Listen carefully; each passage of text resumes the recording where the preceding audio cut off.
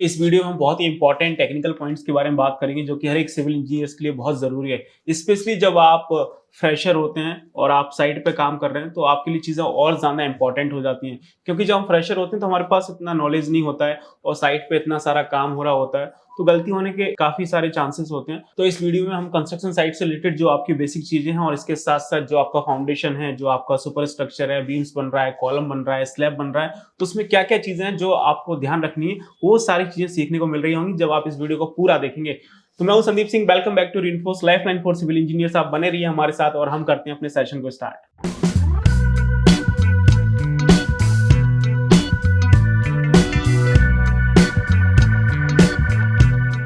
तो सबसे पहले पॉइंट की बात करते हैं हम लोग, electrical conduits shall not run in a column.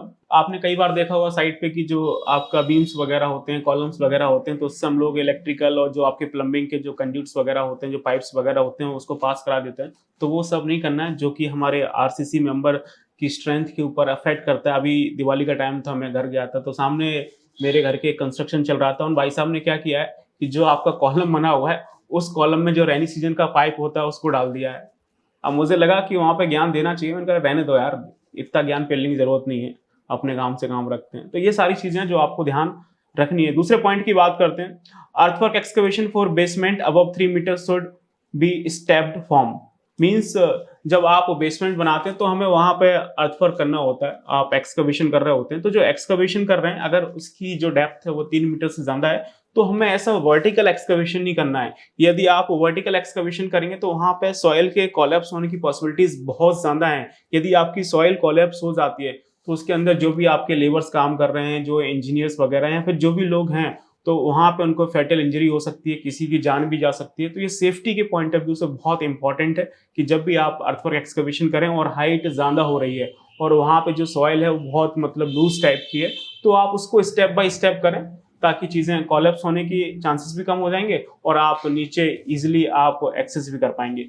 उसके बाद देखते हैं next point, any back filling shall be compacted 95% of dry density at OMC optimum moisture content and in layers not more than 200 mm for filling above structure and 300 mm for no structure। अब इसका क्या मतलब हुआ? इसका ये मतलब है कि जब भी आप फिलिंग करते हैं तो वहां पे आप OMC यूज करें। OMC मतलब क्या है? ऑप्टिमम मॉइस्चर कंटेंट, वो मिनिमम वाटर कंटेंट जहां पे आपको मैक्सिमम डेंसिटी मिलता है। ऐसा नहीं होता है कि आप खाली मिट्टी डालते जाएंगे, बाद में आप कॉम्पैक्ट करेंगे तो चीजें हो जाएंगी, नहीं हो पाएंगी, या फिर आप खाली मिट्टी डालेंगे तो भी चीजें कॉम्पैक्ट नहीं हो पाएंगी। यदि आप चाहते हैं कि जो आपकी सॉइल है वो प्रॉपर तरह से कॉम्पैक्ट हो तो उसमें हमें पानी भी डालना होता है। पानी कितना डालना होता है? OMC के बराबर। OMC यानी आपका ऑप्टिमम मॉइस्चर कंटेंट। अगर आप ज्यादा पानी डालेंगे तो भी आपकी डेंसिटी कम आएगी, अगर आप कम पानी डालेंगे तो भी डेंसिटी कम आएगी। तो हमें एक ऑप्टिमम डालना होता है, वो आपका एक प्रॉक्टर हैमर टेस्ट होता है, उससे हम लोग निकालते हैं कि कितना पानी डालना होता है, 4, 6, 8, 10%, उसके हिसाब से हम लोग डाल रहे होते हैं। तो एक तो चीज आपको ये ध्यान रखनी है कि जब भी आप बैक फिलिंग करें तो उसमें आपको ऑप्टिमम मॉइस्चर कंटेंट यूज करना है ताकि आपका अच्छे से कॉम्पैक्शन हो। दूसरा कि आपको एक बार में 200 mm से ज्यादा सॉइल नहीं डालनी है। जैसे आपने फाउंडेशन के लिए एक्सकवेशन किया, आपने फाउंडेशन वगैरह बना दिया, अब आप बैक फिलिंग वगैरह कर रहे हैं, तो आपका जैसे 1 मीटर का डेप्थ है, तो ऐसा नहीं है कि आपने 1 मीटर पूरा सॉइल एक बार में डाल दिया, उसके बाद फिर आप कॉम्पैक्शन कर रहे हैं तो नहीं होगा। तो आप 200 mm की आप 5 लेयर डालिए। पहले 200 mm का मिट्टी डालिए, फिर उसको अच्छे से वाटर वगैरह स्प्रे करके अच्छे से उसको कॉम्पैक्ट करिए, फिर 200 mm का लेयर डालिए, फिर उसको अच्छे से कॉम्पैक्ट करिए, फिर 200 mm का लेयर डालिए, फिर अच्छे से कॉम्पैक्ट करिए। तो इस तरह से चीजें अच्छे से कॉम्पैक्ट हो पाएंगी और आपको जो डेंसिटी है वो भी आपकी अचीव होगी और फ्यूचर में किसी भी तरह का जो आपका सॉइल है वो आपका कोलैप्स नहीं होगा, आपका जो फाउंडेशन वगैरह है वो आपका सेटल नहीं होगा, तो इस तरह की प्रॉब्लम नहीं आ रही होगी। आगे देखेंगे, नेक्स्ट हम बात करते हैं, foundation soling is specified the soling stones shall be laid at 45 to 60 degree inclination and not vertical with interstices filled with sand और मुरम। तो आपने कभी देखा होगा कि हम लोग जब फाउंडेशन बनाते हैं तो एक्सकवेशन करते हैं, एक्सकवेशन करने के बाद हम लोग क्या करते हैं कि वहां पे आपका स्टोन सॉलिंग करते हैं।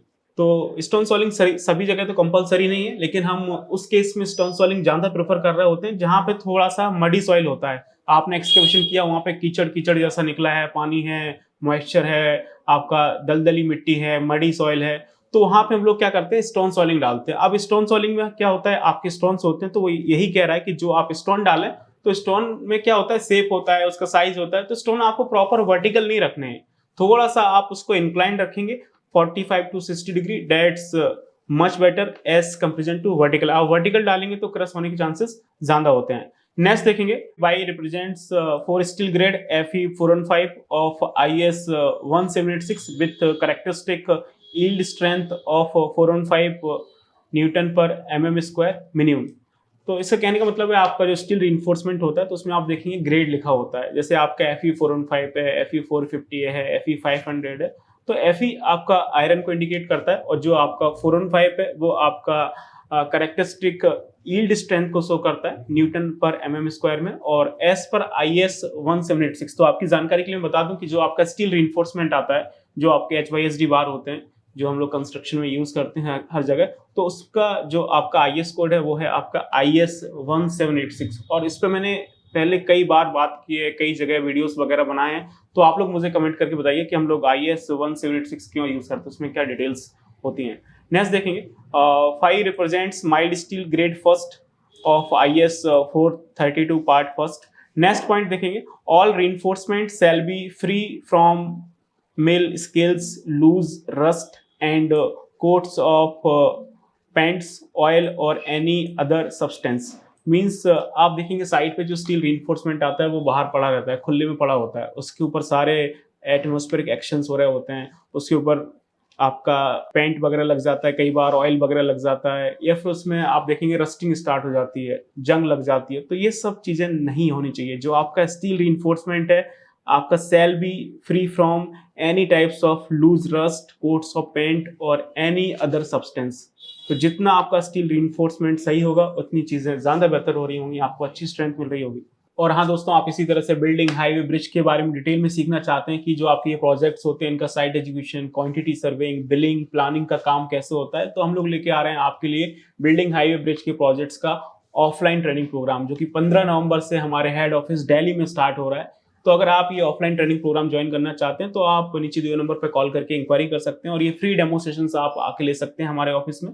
आगे चलते हैं, नेक्स्ट पॉइंट की बात करते हैं। By providing proper cover blocks, spacer, chairs, ETC, all reinforcement shall be placed and maintained in position as shown in a structural drawings। जो आपको स्ट्रक्चर ड्राइंग्स प्रोवाइड की जाती है तो उसमें स्टील रिइंफोर्समेंट का प्रॉपर डिटेल दिया होता है कि आपको जैसे footing, beam, column, slab, staircase है तो उसमें आपको कौन से डाया का सरिया यूज करना है, उसकी कितनी स्पेसिंग रखनी है, ठीक है ना। जो सरिया यूज कर रहे हैं तो किस ग्रेड का सरिया यूज कर रहे हैं, वहां पे कौन सा कवर यूज करना है, वहां पे स्पेसर यूज करना है, तो वो सारी डिटेल्स आपको प्रॉपर स्ट्रक्चर ड्राइंग्स में दी रहती हैं। वो स्ट्रक्चर डिटेल्स आपको शुड बी फॉलो, वो आपको फॉलो करनी है, आपको अपना नहीं चलाना है, आपका प्रोजेक्ट नहीं है, प्रॉपर तरह से डिजाइन होके आया है। जो आपकी ड्राइंग्स वगैरह बन के आती हैं, ड्राइंग्स में सारी डिटेल्स होती है, आपको अपना दिमाग चलाने की बिल्कुल भी जरूरत नहीं है। और ऐसे सिविल इंजीनियर, ये हमारी रिस्पॉन्सिबिलिटी है कि जो आपको ड्राइंग में दे रखा है सेम टू सेम हूबहू जो आपको साइट पे जाके खड़ा कर देना है, आपसे कोई क्वेश्चन नहीं करने वाला है, क्योंकि आपको ड्राइंग दी गई है, वो ऑलरेडी अप्रूव होके आई है, और जैसा उसमें दे रखा है वैसा आपको एग्जीक्यूशन करा देना है। तो ये सब चीजें आपको ध्यान रखनी है कि एज पर स्ट्रक्चर ड्राइंग्स जो आपका कवर ब्लॉक है वो आपका होना चाहिए, स्पेसर्स वगैरह होना चाहिए, चेयर्स वगैरह आनी चाहिए, वो सारी चीजें हैं। नेक्स्ट देखेंगे, cement shall be 43 grade ordinary Portland cement conforming to this IS code IS 8112 और 53 ordinary Portland cement conforming to IS 12269 1987। मीन्स आप देखेंगे तो जो आपका सीमेंट होता है उसमें आपकी 3 ग्रेड होती हैं, जैसे कंक्रीट की ग्रेड होती है उसी तरह से आपकी सीमेंट की भी ग्रेड होती हैं। आपका 33 होता है, 43 होता है और आपका 53 होता है। तो आप मोस्टली देखेंगे जो आपका RCC वर्क होता है उसमें लोग 43 और 53 ग्रेड का सीमेंट यूज कर रहे होते हैं। अब ये जो ग्रेड है 33, 43, 53, ये क्या है, सीमेंट का करेक्टरिस्टिक कंप्रेसिव स्ट्रेंथ है आफ्टर 20 डेज, वो भी आपका न्यूटन पर mm स्क्वायर में।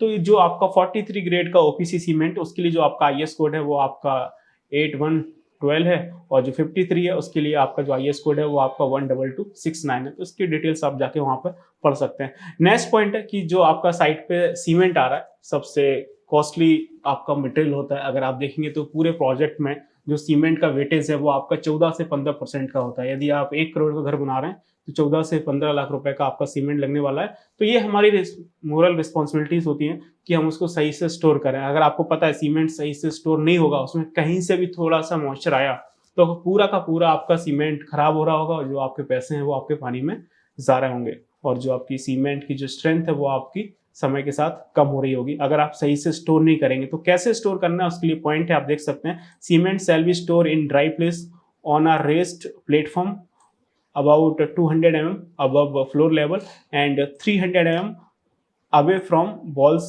Bags to be stacked not more than 10 bag high in such a manner that it is adequately protected from moisture and contamination.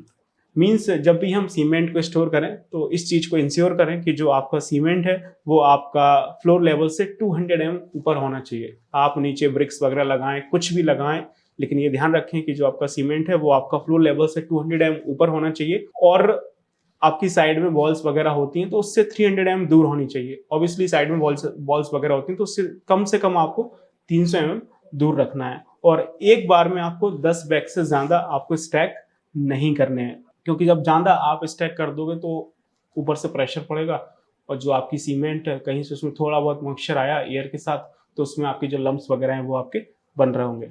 आगे चलते हैं, नेक्स्ट पॉइंट की बात करेंगे। Water used for both mixing and curing shall be clean and free from injurious amount of oils, acids, alkalis, salts, sugar and organic materials or other substance that may be deleterious to concrete or steel. The pH shall be generally between 6 to 8. ये बहुत important है कि हम लोग जो पानी use कर रहे हैं, चाहे आप क्यूरिंग के लिए यूज़ करें, चाहे आप मिक्सिंग के लिए यूज़ करें, वो पानी आपका एज पर पैरामीटर होना चाहिए। उसकी जो पीएच वैल्यू है वो आपकी 6 से 8 के बीच में होना चाहिए। ऐसा नहीं कि बहुत ज़्यादा एल्काइल होना चाहिए, बहुत ज़्यादा आपका एसिड होना चाहिए और उसमें किसी भी तरह का सॉल्ट, शुगर नहीं होना चाहिए, क्योंकि अगर इस तरह की चीज़ें आपके वाटर में होंगी तो वो सीमेंट के साथ रिएक्ट करेगा। सीमेंट के साथ रिएक्ट करेगा तो वो आपका जो इनिशियल सेटिंग टाइम है, जो आपका फाइनल सेटिंग टाइम है, या फिर जो आपकी कंक्रीट की स्ट्रेंथ है, उसके ऊपर आपका अफेक्ट कर रहा होगा। तो जो आपका पानी, चाहे आप क्यूरिंग में यूज़ करें, चाहे आप मिक्सिंग में यूज़ करें, तो that's pH value between 6 to 8। Next point है, cement shall be tested for its setting. तो जो आपका साइट पे सीमेंट आ रहा है उसको हमें टेस्ट कर लेना है कि उसके सेटिंग टाइम्स क्या है, इनिशियल सेटिंग टाइम कितना है, फाइनल सेटिंग टाइम क्या है। और आप लोगों को पता है कि सीमेंट का जो हम लोग फाइनल सेटिंग टाइम निकालते हैं उसकी जो टेस्टिंग होती है उसके लिए कौन सा एपरेटस यूज किया जाता है, तो आप लोग मुझे कमेंट करके बताइए।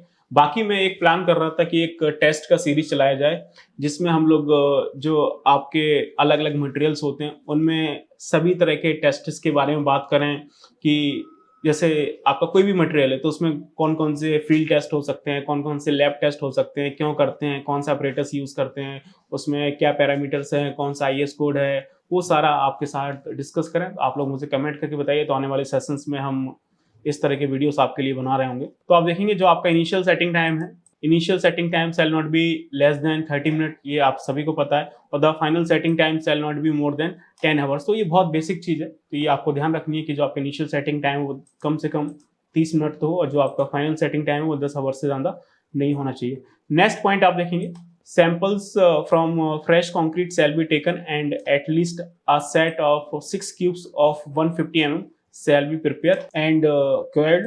3 cubes at 7 days and 20 days shall be tested for compressive strength. The test results should be submitted to engineer for approval. If results are unsatisfactory, necessary actions, rectifications, remedial measures has to be exercise.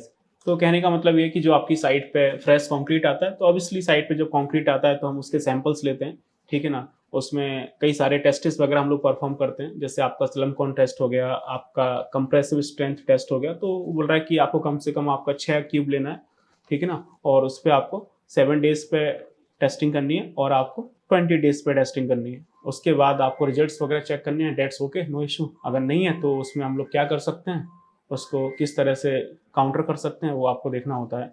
A set of cubes test shall be carried out for each 30 meter cube of concrete and each levels of casting each batch of cement।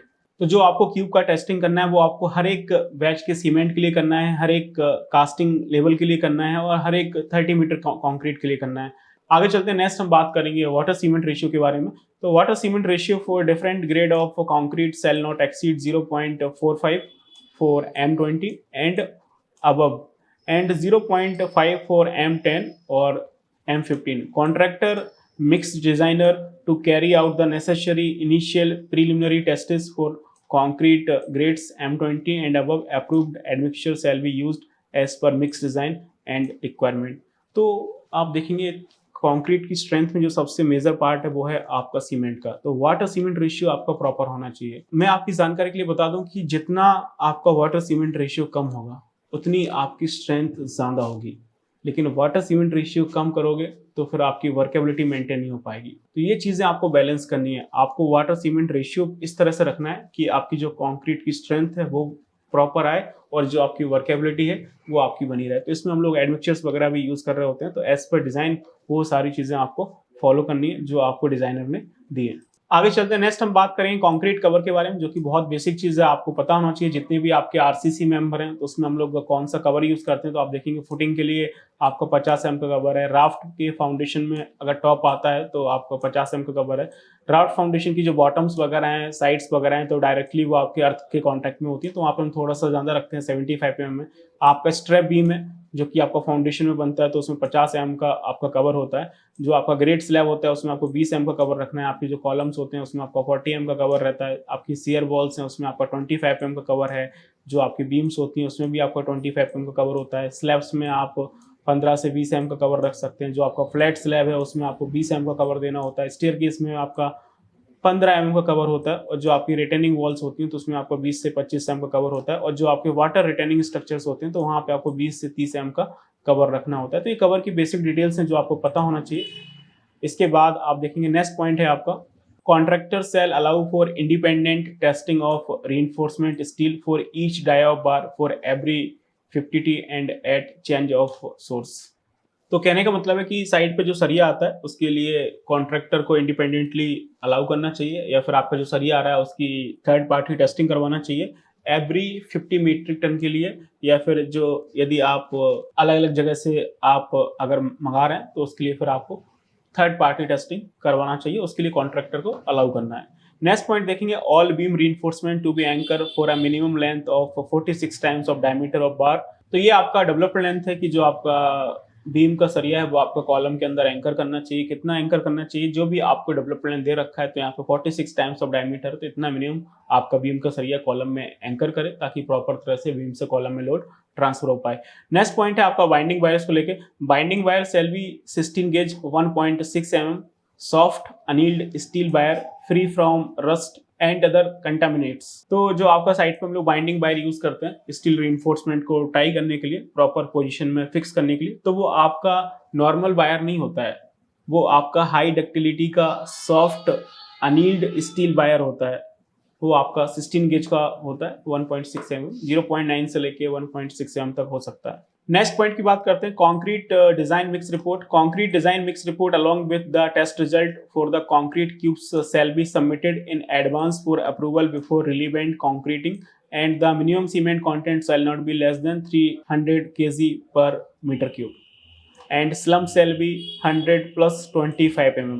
Slump आपको पता है workability के लिए हम लोग कर रहे होते हैं, तो वो आपका 100 + 25 mm में चलेगा। बाकी जो आपका सीमेंट है एज पर डिजाइन मिक्स वो आपका 300 kg पर मीटर क्यूब से कम नहीं होना चाहिए। पर्टिकुलर प्रोजेक्ट्स के लिए इस तरह से डिटेल्स आपको ड्राइंग में दी रहती हैं, आपको डिजाइन्स में दी रहती हैं, तो वो आपको फॉलो करना है। वो आपके इसमें कुछ भी हो सकता है। नेक्स्ट बात करेंगे पोरिंग ऑफ कंक्रीट को लेके कि जब कंक्रीटिंग हो रही है तो उस समय क्या चीजें करनी है। No concreting operation shall be carried out during inclement weather conditions like heavy rain, storm and high winds। तो जब कंक्रीट पोर होती है तो उस समय आपको ध्यान रखना है कि किसी भी तरह का आपकी बारिश वगैरह, हैवी रेनफॉल, नॉर्मल है चल जाएगा, लेकिन हैवी रेनफॉल वगैरह, स्टॉर्म वगैरह, हाई विंड्स वगैरह नहीं होनी चाहिए, जो कि कंक्रीट की वर्केबिलिटी और स्ट्रेंथ के ऊपर अफेक्ट कर रही होती है। तो बाद में हम लोग कंक्रीट पोर कर सकते हैं। तो ये सारी कुछ बेसिक नॉलेज हैं जो मैंने आपको समझाने की कोशिश की है। बाकी काफ़ी सारी चीज़ें रह गई हैं जिनको हम लोग आने वाले सेशंस में कवर करेंगे। और ये वीडियो आपको अच्छा लगा तो आप इसे लाइक करिए, अपने फ्रेंड्स के साथ शेयर करिए। बाकी मिलते हैं नेक्स्ट वीडियो में।